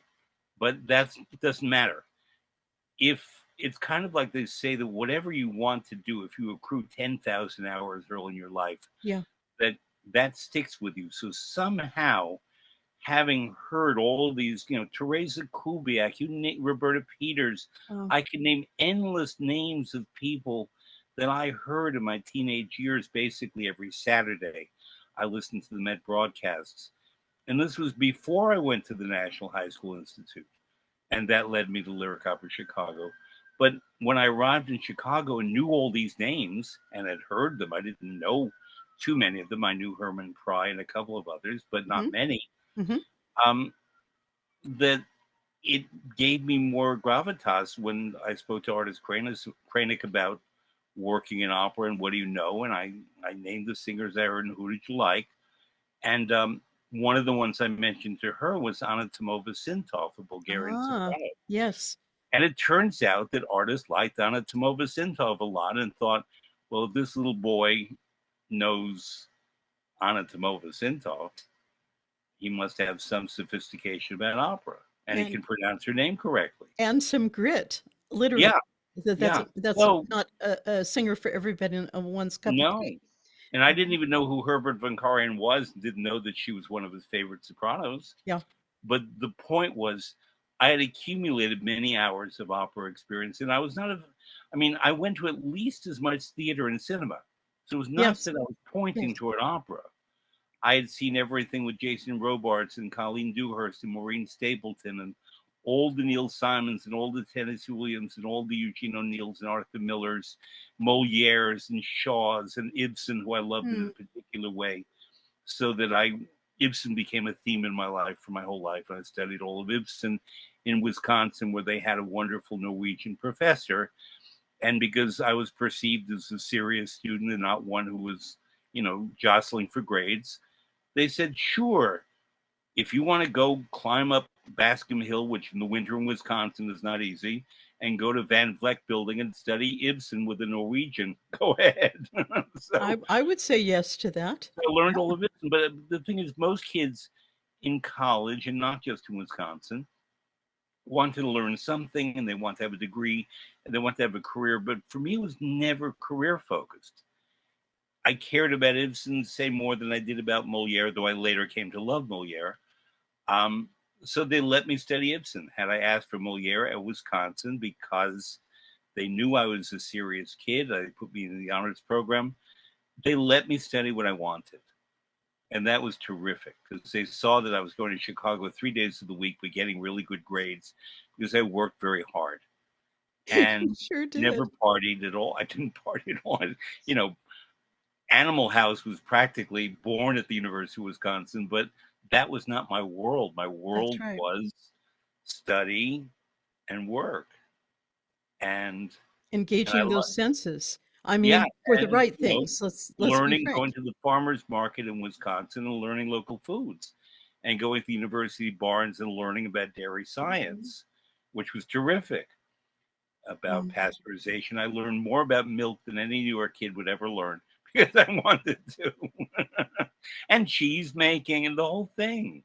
but I would say from everything you're saying, Fred, that if I were to ask you right now, what is that one word that defines you? And for all my listeners, they know that's my signature question. I would feel that it's curiosity. Of course, you're egalitarian, but curiosity has seemed to motivate your every move. I guess so, but there are all kinds of things I'm not interested in Okay. or that I've made choices about. So, for Yeah, example, yeah, I yeah. don't know how to drive. I made that Okay. choice. All And part right. of it was environmental, that I was very affected back in the 1960s by the book Silent Spring by Rachel Carson. Mm-hmm. There had been a terrible oil spill off Santa Barbara in California, and sea animals and land animals were being killed, and the beaches were destroyed. And National Geographic magazine that I read covered it very well. And I just thought, no, I don't want to participate in oil, and Yeah. I'll take public transportation. So the benefit of that, apart from serving the environment, is that it means that when I'm traveling in a place, I take public transportation, which means that I talk to people, which means That's that I right. meet people, You're which sharing. means Yeah. that I learn things that I would never learn if I were driving a car and using GPS. It's true So, because driving is a distraction and it takes up a vast amount of time where you're most probably alone, right? yeah, It's but very interesting, very But also, interesting. I don't want to operate a car. I just am not interested. There are all kinds of Hmm. things I'm not interested in, which is okay. There are plenty Yeah, that I yeah, am interested in. And if you know that about yourself, and I've never felt the obligation to do what people said, you should be doing this. yeah, yeah, exactly, exactly. I had an aunt who meant well, and she said, I think you'd be a wonderful theater critic. And I said, but I don't want to. But you write well and you know theater well. Yeah, I don't want to be a theater critic. I just yeah. don't. I'd rather do things and not. But also, I didn't want to be in a position where I kind of gave up acting pretty quickly when I was a kid, in part because I didn't like repeating the lines that I had to repeat. I wanted to come up with my own Your text. own, and I look what also, you've done. I also did not like I would see casting calls, and you'd be picked for this and not for that based on your looks, too tall, too short, whatever, too brown, too whatever. Hmm. And I did not want to be in a position where people were looking at me and saying yes or no. Yeah, I get. And I knew at 13 I was not Romeo and I was not Mercutio and I was not any of the types for a 13 and 14-year-old. And that's when I, for the last time, sort of left acting and went toward production and design and everything that by the time I got to Chicago, I was allowed to really learn and work at. Well, you've done so many things, and as you mentioned before, you worked with Ron Howard on his film on Pavarotti. But also, you've been a consultant on a major feature film, Moonstruck. Moonstruck. I mean, Yep. there is no more Italian a film to me than Moonstruck, in Yeah. America. It is a film that to this day I can watch repeatedly and it still keeps me happy. And Well, to be very clear, I was not a consultant on the Italian stuff. I was a consultant on the opera stuff on the opera, yeah, which was because enough. they filmed it. They filmed some scenes inside the Metropolitan Opera House. Yes, But yes. what many people don't know is when Cher and Nicolas Cage attended the performance and they sat in a box in the parterre and house ride, and there were cameras and booms and everything around the auditorium, and that a lot of people dressed up as opera goers, dressed much better than the orchestra. Yes, I noticed that too, of course. And they had me wearing a white suit. I looked like Cab Calloway. I don't know why they thought I should wear white. And you see me sort of dashing through, but I kind of look like a mouse, in my white suit with the tails. Um, but they they asked me to basically talk to the cast, but especially Cher, about opera, and she was very attentive and very interested in learning. And what people don't know, and this is why among the many reasons she deserved her Oscar, is that there was nothing happening on the stage. We Ah, see okay. La Boheme, and I think we see Act Three, if I remember. Hmm. And um, but what that was the Canadian Opera Company in Toronto. That was their production, and Norman Jewison, the director, was Canadian, and they filmed that in Toronto because it was cheaper. So the cutaways to the Bohème scenes were not inside the Metropolitan Opera House. There was nothing on the Met Interesting. stage. I've And always but wondered this. Yeah. I and Norman Jewison were sort of narrating what was happening at this particular moment, and Cher was reacting and crying, and then the famous line, "I knew she was sick. I didn't know she was going to die," which is so beautiful. And then the scene near the cloakroom downstairs, the coat room we called it, where she says, "Pa, what are you doing here?" Where she runs into her father out with Right. another woman. So I never met Olympia Dukakis, who played her mother, because those scenes were not filmed at the Yeah. Met. Hmm. Um, but she was lovely to work with.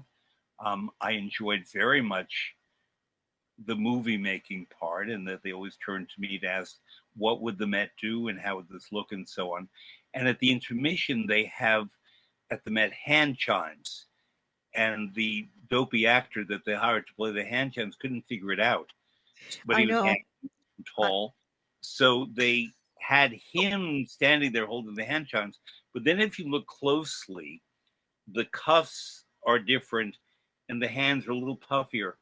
Those are my hands playing the hand chimes in a no. cutaway. Yeah. No, there are all kinds of little tricks that happen in that movie, but The they magic did of it so Hollywood.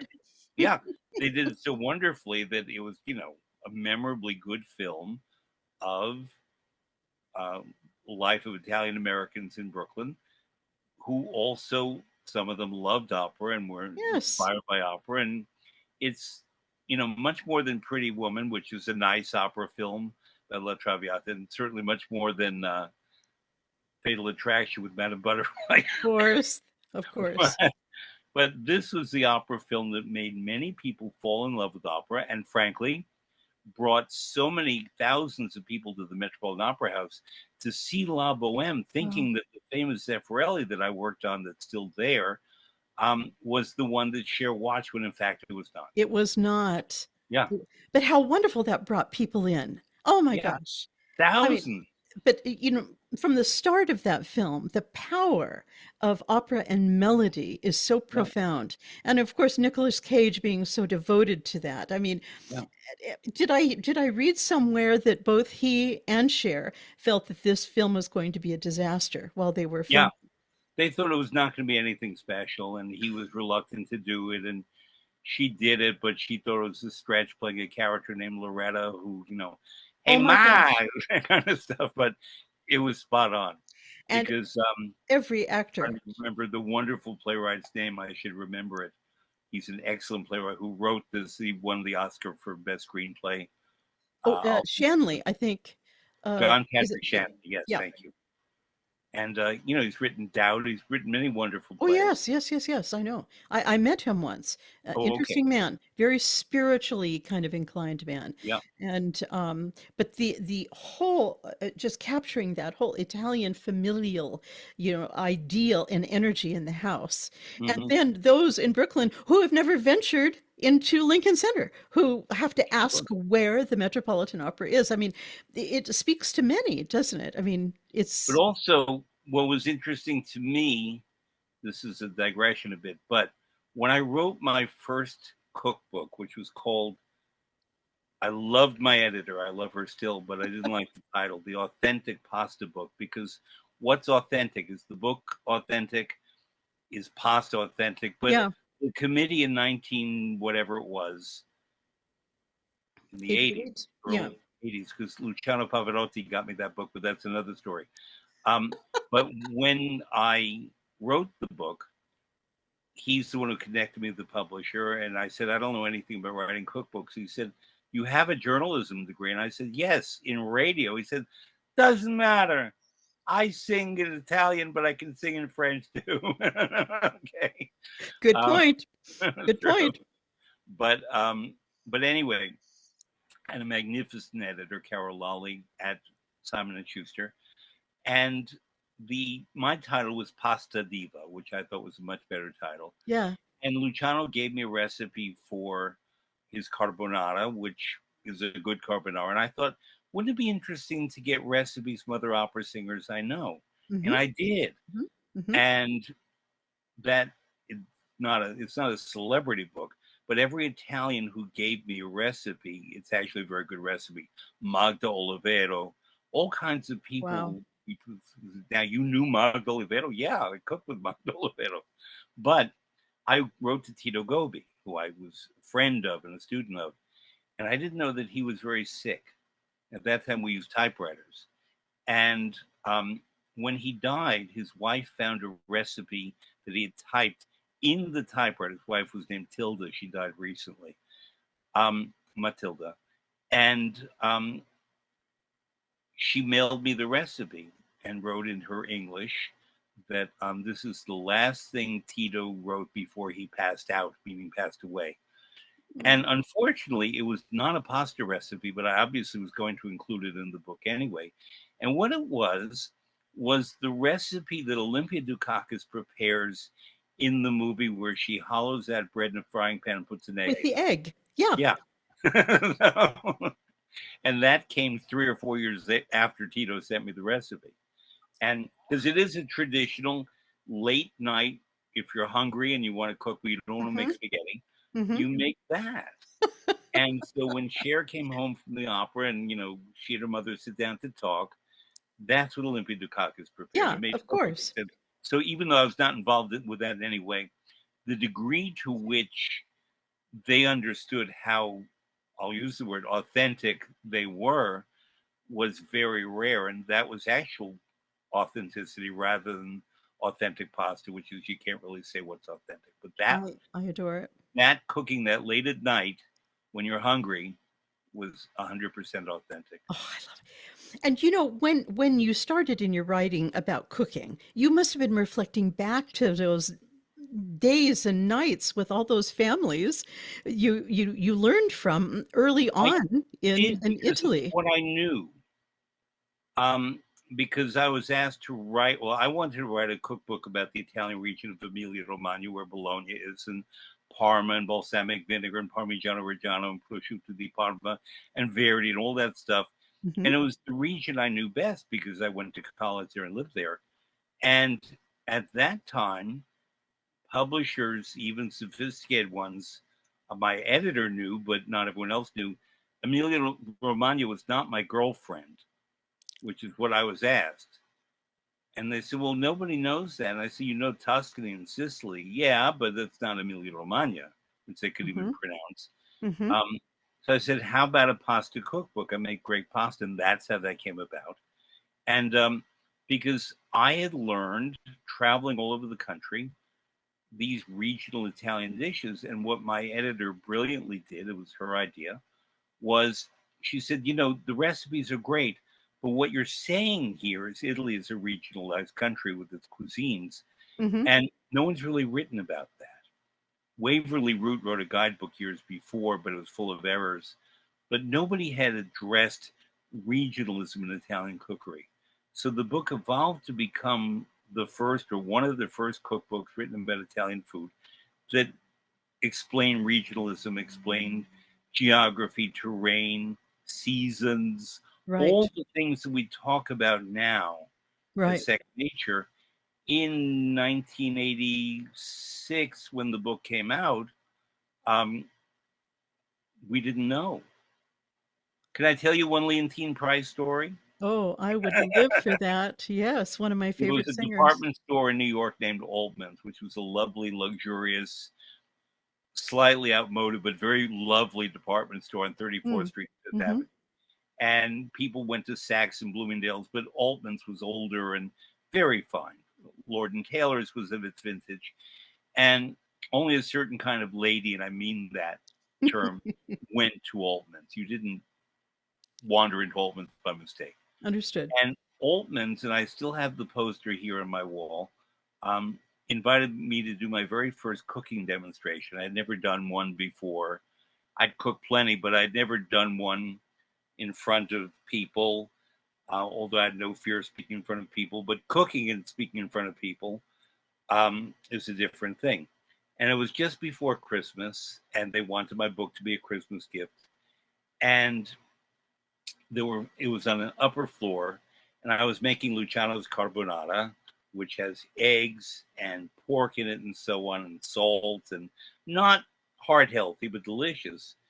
And there were five elderly Jewish ladies seated there, and they were sort of heckling me and saying, "Does that have pork? I can't eat pork. My doctor says I can't have salt. I don't like pepper. The eggs are not cooked. Stop it!" It's my Oh first my time doing gosh. this. And I kept cooking and demonstrating, and they were sitting there not pleased. And then I looked up because there had been a sign down in the lobby announcing this, and in strode this gorgeous woman in a fur coat, perfect hair, high heels, perfect makeup. And she turned and she did this. She raised her hands like, pick up your chin, relax your chest, just be yourself, darling, is what she was communicating to me.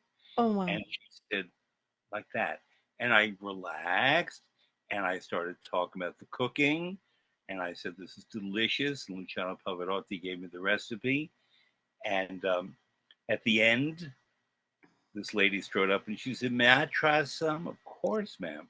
I gave her a big bowl of it. She said, this is absolutely delicious. How many books do you have there? I have 50, ma'am. I'd like to buy all 50, unless these ladies would like one. Each of you can get one. I'll buy 45. And they looked at me and they said, all right. I signed them. And they left. And the woman said to me, darling, she left her one thing. I know that this book is wonderful because this gentleman's my boss. Ah. And they looked at her like magnificently dressed, that she was not my secretary, and they didn't recognize Leontine Price, but they just knew she was very special. And she said, darling, we all have to have our first outing. And I'm so glad I saw the sign down in the lobby. And I wanted to come up and help. Oh my And gosh. and she bought 45 copies, gave them as her Christmas gift. And so when Simon and Schuster saw that I sold out 50 copies in my first session, they booked me for bigger spaces. And That's fantastic. Oh, she cred. is the best. There's just no one like Leontine Price. Oh. Worked with many wonderful singers. I was the person who was there in the wings at her farewell Mm. by Ida. Oh, I'll Fred. write about that maybe one day in a book. I don't I tell hope that so. publicly, but when she's reaching her hand out, my hand was the one she was gripping. Oh. And so magnificent person, splendid memory, glorious singer, understands her role as an American symbol, but doesn't work it, doesn't play on it. She lets people share that. And she genuinely believes that the voice was a gift from God. It was not her Mm-hmm. doing. Mm-hmm. And therefore, it was her responsibility to take care of the voice and share it and not be arrogant about it and just feel so lucky when she wakes up in the morning that she has that voice. And she too was part of that AIDS gala that we did at Carnegie Hall. And a few years later, in 2001, after 9/11, I have never worked at the Opera House in Australia, in Sydney, and I was supposed to work in Australia that fall. I had always wanted to work at the Sydney Opera House. But when we had 9/11 here, I canceled my contract. It's the only time in my life I've canceled a contract. I just felt I could not leave New York at that time. And Interesting. that was September 11th, 2001. And Leontine participated. She came out of retirement at a concert at Carnegie Hall on September 30th, I believe, 2001, in which she sang a spiritual and one other song, I believe, God Bless America, and well into her 70s. And she did that because she understood the symbolism of it. Of course. And What so, woman? and I know you're from Oregon, so I'm going to mention something. When we had 9/11 here, no state was more supportive and helpful of New Yorkers than Oregonians. I don't know if you know this. They came here in droves and they went to our restaurants and went to our theaters and stayed in our hotels and did everything they could to show support for New Yorkers. So that I loved Oregon before. One of my dearest friends was from there, but always after that, because I remember that they came and people from Finland came and they said, "We have to support you now." Isn't that extraordinary? So ever since, I'd been to Oregon before a few times, but ever since, if a product's made in Oregon is like a wine as opposed to somewhere else, or a potato or a pear or whatever it Or is, a watermelon, like or a those watermelon watermelons on your apparently. shirt. But I've never seen watermelons from Oregon that I know are from Oregon. They come locally here. But I just have always gone out of my way to support anything Oregonian because I remember that. And I don't know how that happened in Oregon, Fred, that that's the people incredible. decided to come help, but it was very specific. I remember, I won't name the state, but my bank building was destroyed on 9/11 and my accounts were not accessible. And I called the 800 number in the state where the bank had a back office 2 weeks after 9/11. And the woman at the phone said, "Are you all over that yet?"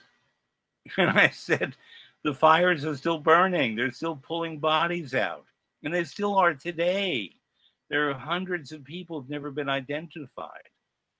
And no, we're not over that. And no, they should No, never build a new building on top of the site.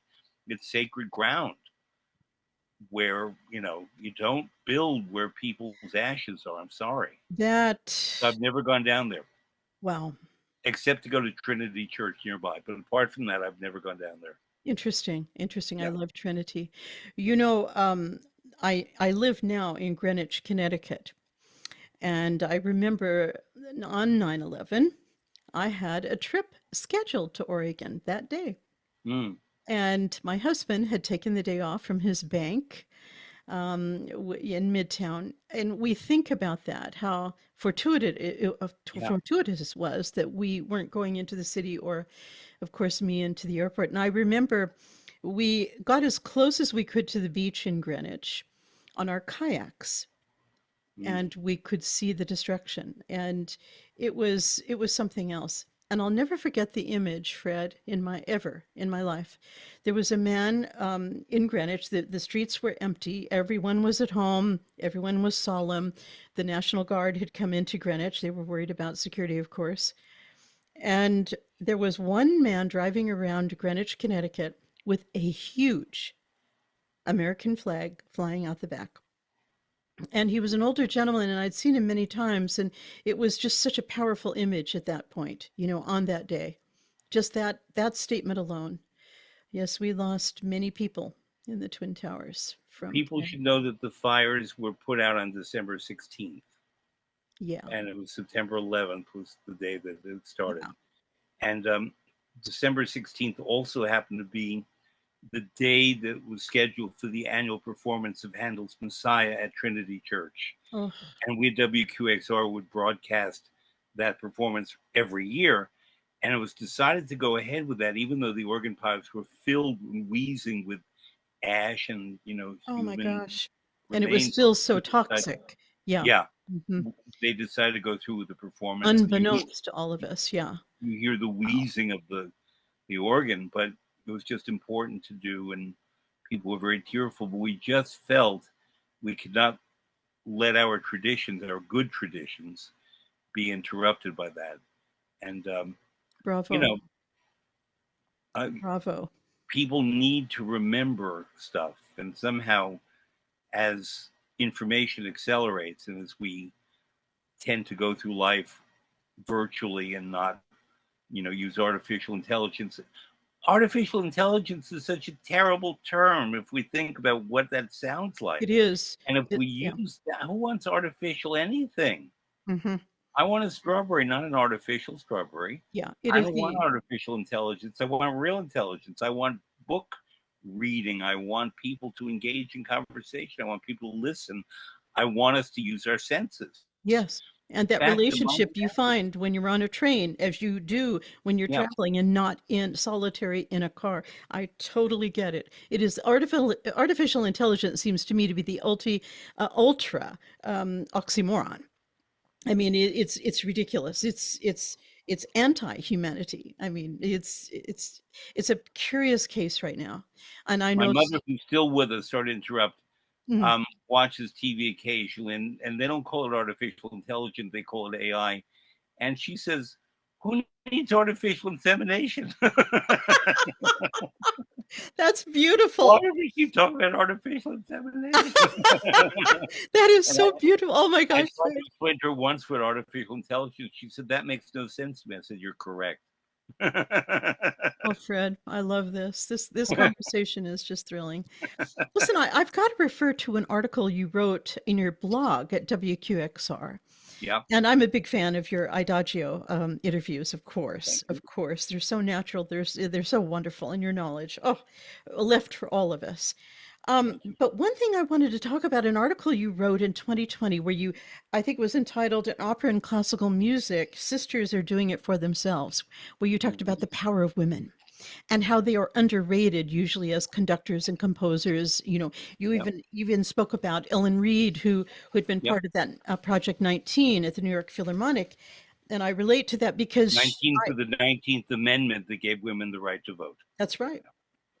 I think yeah, I interviewed Ellen about the music she formulated for the walking in Los Angeles and in the parks around the world. There's a new visceral kind of cerebral quality going on.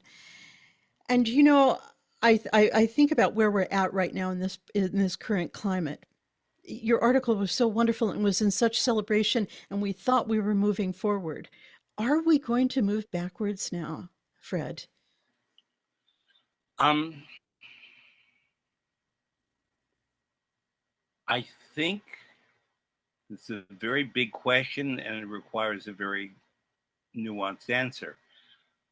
I think part of the issue is that people, many people, don't fully understand and embrace who they are, and many other people don't accept them as they are. Hmm. So people tend to form personas, whether it's an online persona, whether it's a dating app persona, Hmm. whether it's a cocktail party persona, whether it's a professional persona, whether it's feeling I'm not allowed to say that topic or I'm not allowed to address that issue because people don't do that or it could cause offense or people don't say these things anymore. My answer is people feel these things, whether they say them or not. So that if you feel them but don't talk about them, you're actually doing harm. Yeah, I'm not saying that we should say offensive, mean things. There's right now in our country not only a huge amount of racism that's just so overt because people feel they can be racist, which is horrendous, it and is. sexist and be anti whatever it is that they're anti. Um, and but the response often from other people who are being discriminated against is to form or adhere to an identity that may not be who they are within. They may be externally a woman, they may be externally black, brown, yellow, red, Mm, whatever, white. mm, Um, but if you and I, for example, are perceived of as white and therefore is ascribed all kinds of attributes with that, good and bad, hmm. um, we don't stand a chance as people. That's And right. that applies to everyone. And the reason I know this in a particular way, and this is something people don't know about me unless you look at old pictures, um, I used to have a full head of very bushy hair. And I, at certain times of the year, when I would go out in the sun, would be very dark. And I was taken to be, by certain black friends, to be black, and by certain Latino friends to be Latino, Okay. and not Asian, but Indian, Egyptian. Even now, Egyptians in New York seem to think I'm Egyptian. When I've traveled in North Africa, they also often thought I was North African. When I'm in Sweden, no. But in Italy, certainly, in Spain, certainly, in Yes. Greece and Turkey, enough of the world that people don't automatic Latin America don't assume that I am what I would ostensibly be, that they interact with me as one of them. And that has been a gift in a window, but also similar. I have a very dear black friend in Houston. We've been friends for decades. And he knows I'm not black.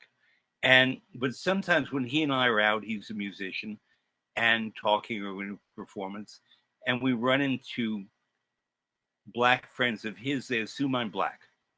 And they speak to me differently than they might if they didn't think I was black. Very interesting. And my friend always says to me, he thought you were black. And yeah, and that's fine, it's great.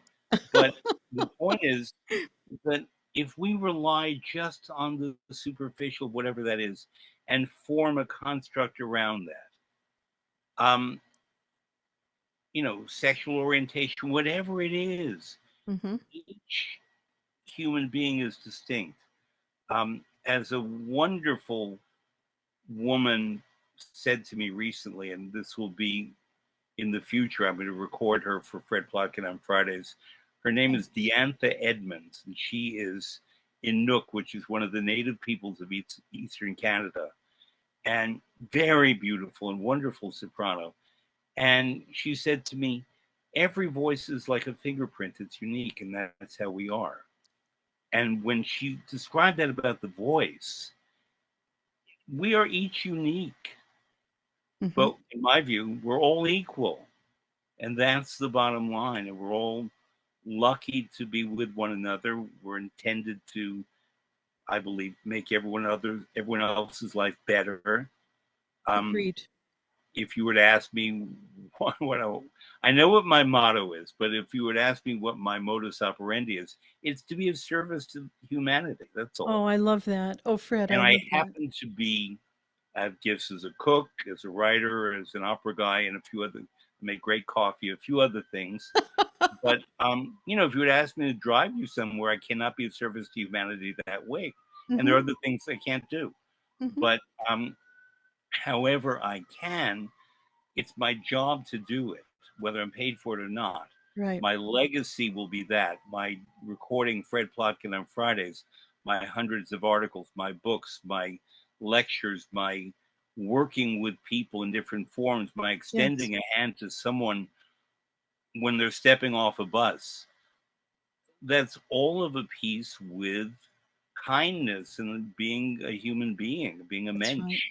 That's As right. Moishe said, what heaven here now? Now, I love that. We've come full circle, Fred. I love that. Well, everything you're saying is honey and gold to my ears. And I feel so privileged to have had this conversation with you and to get to know you. I mean, in this Likewise way. for me. My Thank you. gosh, you Yeah. are truly extraordinary. And I'm trying not to be a big fangirl right now, but I Okay. am. So, hey, just for fun, because we've covered so many avenues and still we haven't even, broken the surface of who you are, but I feel like we have. um, just for fun, if you could have dinner with anyone who has passed from this earth, you have one night to have dinner. Now, I've several of my guests have decided to invite more than one person, and that's fair. I'm all about communal tables, and I'm sure you are too. Who would it be that you would want to have that one evening with over dinner? Well, I've been asked the multiple question many times, and my answer was always the same, that I would have um, Nelson Mandela and Cleopatra, Queen Elizabeth I and Rossini, Kitty I see. Carlisle Hart, and me. And I put myself at the table, and then I realized I'm doing the cooking. So it never occurred to me that someone else might be doing the cooking. And Kitty Carlisle Hart, because she was a wonderful person, Yep. a true egalitarian. She seemed like a grande dame, a more egalitarian person you will never come across than Kitty Carlisle Hart. Oh my And gosh. she did all kinds of incredible acts of kindness for people without seeking attention. She was a Yep. wonderful conversationalist. And my thinking was that Kitty would run the table while I was cooking. And she would have Nelson Mandela and Queen Elizabeth, two African leaders, and Rossini, Oh the my great gosh. gourmand and wonderful conversationalist, and Queen Elizabeth I, because she could teach us, talk about sisters doing it for themselves. She and Cleopatra, wouldn't you love to hear sister, Cleopatra and Queen Elizabeth I talk? Yes, That, indeed. you That's know, what do extraordinary. I what do would you have think of never how thought. Mr. Shakespeare handled you? Well, I don't. But were it one, I had dinner with Kitty Carlisle Hart, so Oh, you did. yeah, more than once. Oh, that's Um, wonderful, Fred. Either Rossini or Nelson Mandela. I would never have seen Nelson Mandela coming out of this. Oh yeah, Okay. loved him. Okay. Sure, Okay. loved him. Wow, that is fantastic. I mean, 27 years in prison and coming out and Yep. being able to lead a country and not seek revenge on everyone and everything, but find truth and reconciliation. I got to know Bishop. I never met Mandela, but I got to know Bishop Desmond Tutu Mhm. somewhat. Okay. And he was in New York, and he was saying that we're thinking of doing an opera at the State Opera in Pretoria, and we're thinking of Fidelio. And I said, well, Fidelio is by Beethoven. It's a magnificent opera, one of my very favorites. But it's a story of a wife liberating her husband from prison. And Winnie Mandela certainly held up the cause very well. And then he got out, but he was suffering in prison. And, great, but I think it's a little too close to the story. Yeah. And she said, I'm sorry, Tutu said, what opera would you do? And somehow in my ear, I had James Levine talk about Mozart.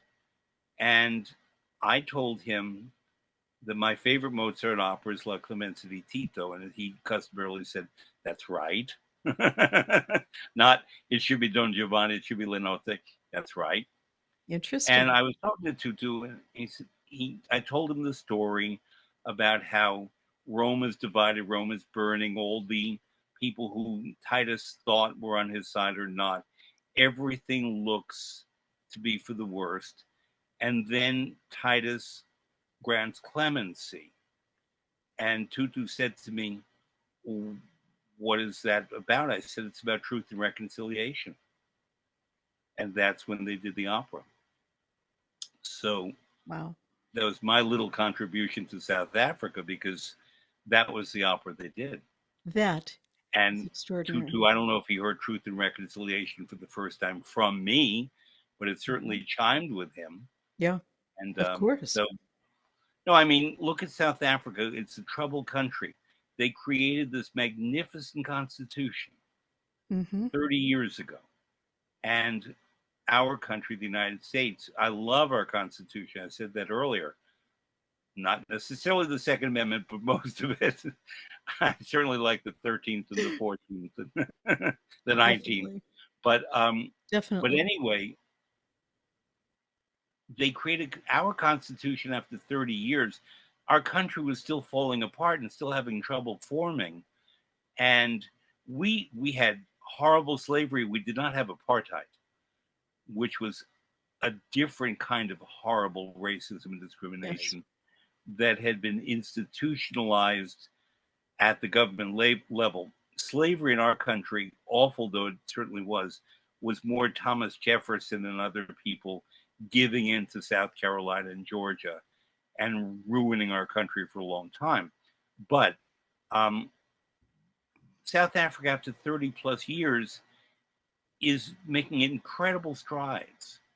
And that, in large part, was Mandela and Tutu and the African National Congress and de Klerk, who was the leader of the country. I mean, all of them somehow understood that for the future of that country, which is struggling, I know, but nonetheless, it's remarkable that that document can exist and somehow South Africa can still teach the world things about truth and reconciliation when the rest of the world is, including our own country, needs those lessons. That's right. Agreed. Totally. So Wow. that's why Nelson Mandela. Thank you for sharing that. That is Yeah, truly, truly wondrous. Well, Fred Plotkin, you're a man for all seasons. You are. And I think you're a prince amongst men, thank you. literally, with your sense of humanity and your love and your kindness and embracing the world. And I thank you for that because the world needs that right now. I And thank you. I have to suggest to all my viewers, to all my listeners, seek out Fred Plotkin. It'll be the greatest motivational exercise you'll experience today, and you'll find him anywhere on the internet. Believe me, from WQXR on to all his vast galore of books. And these are Fred just Plotkin on Fridays, which I've done every Friday since April 24th, 2020. it's amazing on Idagio. Thank you. So wow, Fred, thank you from the bottom of my heart. You have really graced this girl's life right now. And I'm just sitting here in Eastern Oregon.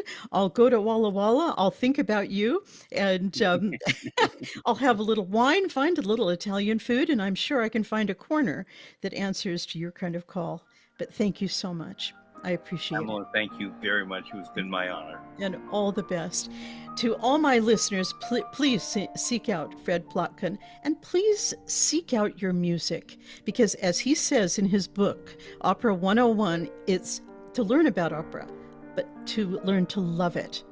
And we all need to be supporting the arts right now as much as we possibly can. So, to everyone out there, stay safe. This is Pamela Kuhn, and the curtain is now down on center stage.